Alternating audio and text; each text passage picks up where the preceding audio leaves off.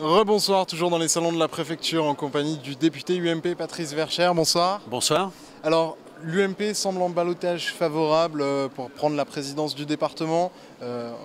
Ce sera quand même un peu compliqué puisque même si vous avez un avantage, en gros 6 cantons qui sont gagnables pour l'UMP, 4 pour l'UDI, 1 pour le PS, et d'autres où vous partagez les élus avec l'UDI.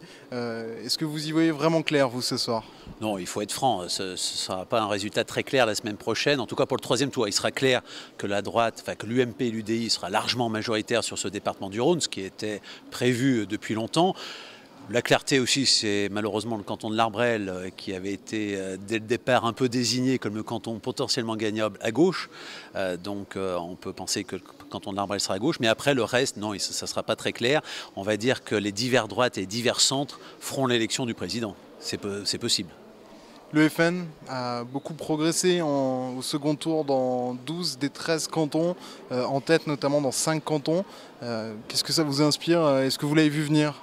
Écoutez, moi je ne suis pas surpris, je suis membre de la droite populaire au sein de l'UMP. Il y a longtemps qu'on alerte nos élus et nos chefs de cette montée du Front National, notamment en campagne, parce qu'il y a une vraie exaspération, il y a une vraie attente des gens qui vivent en campagne, même s'ils n'ont pas de problématiques liées forcément à l'immigration, mais il y a une forme d'abandon du rural par ce gouvernement depuis 2 ans, et cela se ressent dans les urnes automatiquement. Alors, d'être de la droite populaire, ça n'empêche rien, parce que quand on pense à votre collègue Philippe Meunier, qui est un des membres fondateurs de la droite populaire, Genasse, qui est sur sa circonscription, le FN y réalise son plus gros score, quasiment 43%, loin devant l'UMP. Ça veut dire que ça ne marche pas la droite populaire pour endiguer le FN? Moi, je constate que sur ma circonscription, ça marche. Donc, je ne connais pas trop les autres circonscriptions en termes de résultats, mais je constate que de toute manière, le Front National augmente, que la droite populaire doit aussi se faire entendre davantage au niveau de l'UMP, revenir aux fondamentaux de la droite.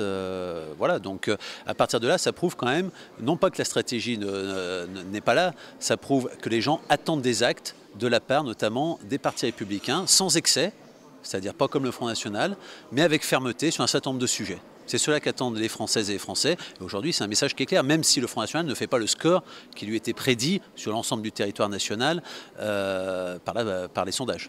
Il y a un canton où l'UMP est derrière l'UDI assez largement. Est-ce que vous appelez le candidat UMP à se désister, ce qui est une coutume républicaine? Sur quel canton? Il me semble que c'est le canton d'Ans. Ah non, c'est UMP contre UDI. L'UDI est devant l'UMP.